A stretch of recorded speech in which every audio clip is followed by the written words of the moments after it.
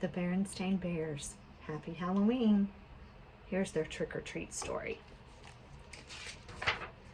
The sights and sounds of autumn were all around as Mama Bear pushed her shopping cart along the path that led to the Bear family's treehouse.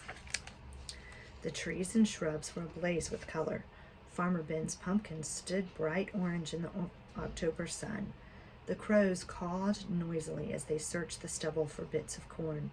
Wild geese in great V formations honked high in the sky as they flew south. But the surest sign of the season was inside the treehouse, hiding behind Papa Bear's easy chair. It was Brother Bear waiting to try out his Halloween costume on Mama.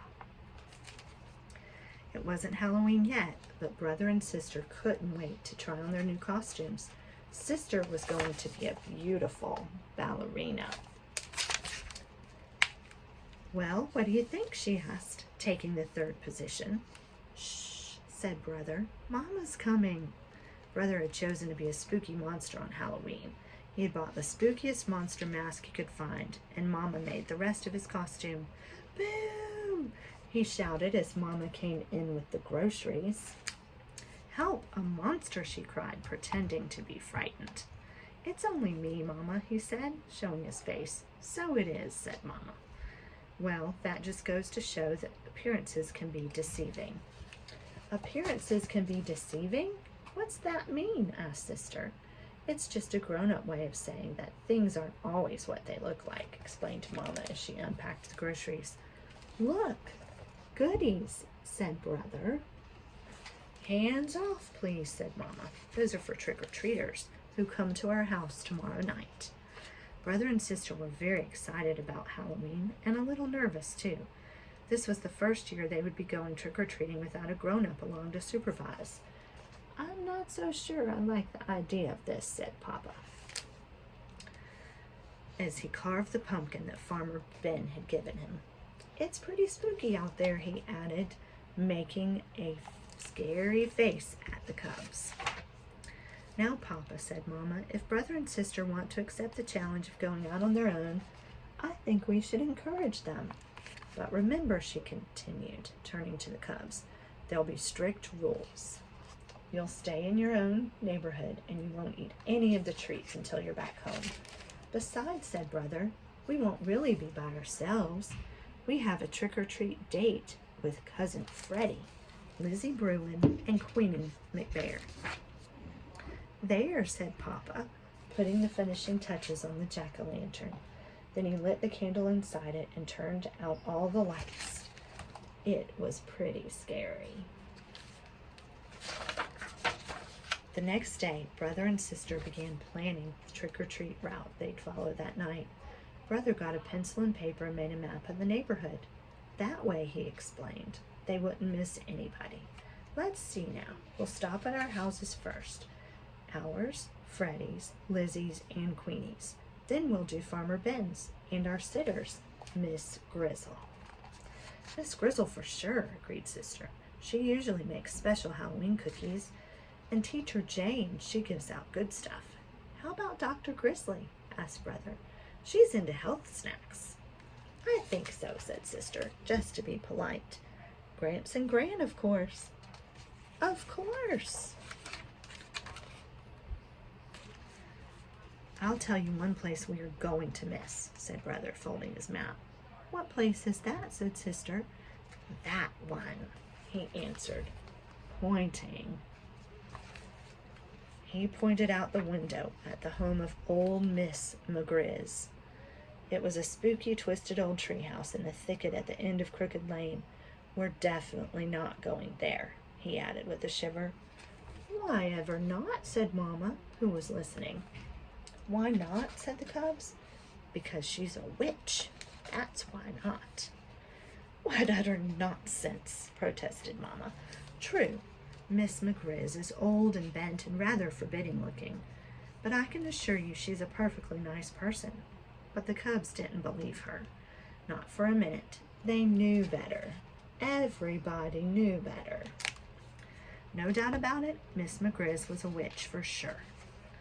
Just after dark, a pirate, a skeleton, and the wicked queen from Snow White came for brother and sister.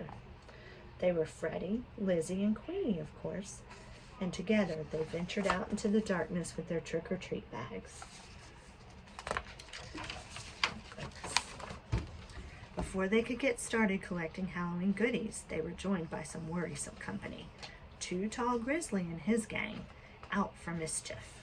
Too Tall didn't waste any time coming after brother, sister, and their friends to go. They wanted them to go along with him and his gang. Come on, we'll show you goodies how to have some real Halloween fun, he said, pulling brother along with him. What sort of fun? Said brother wearily. Oh, you might say we're going to put the trick back in trick-or-treating, he said, chuckling. It was so dark that brother and the others didn't notice where they were heading. Hey, said sister, this is Crooked Lane. That's right, said Too Tall.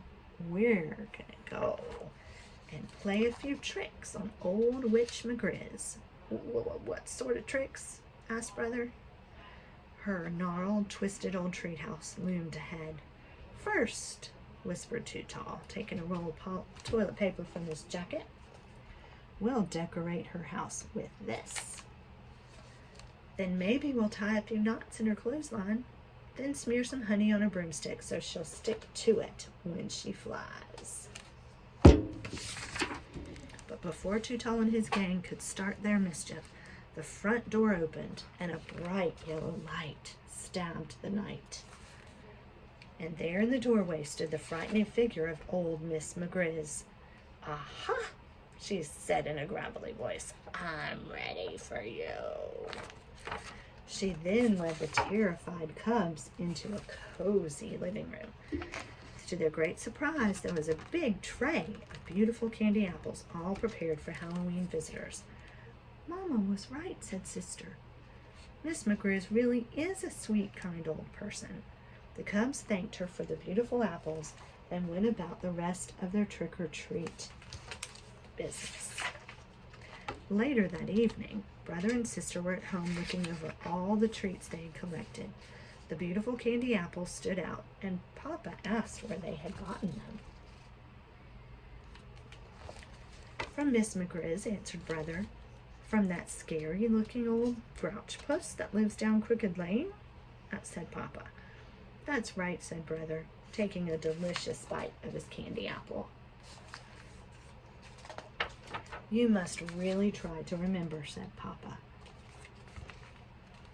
You must really try to remember, Papa, said sister, giving her apple a little lick. Appearances can be quite deceiving.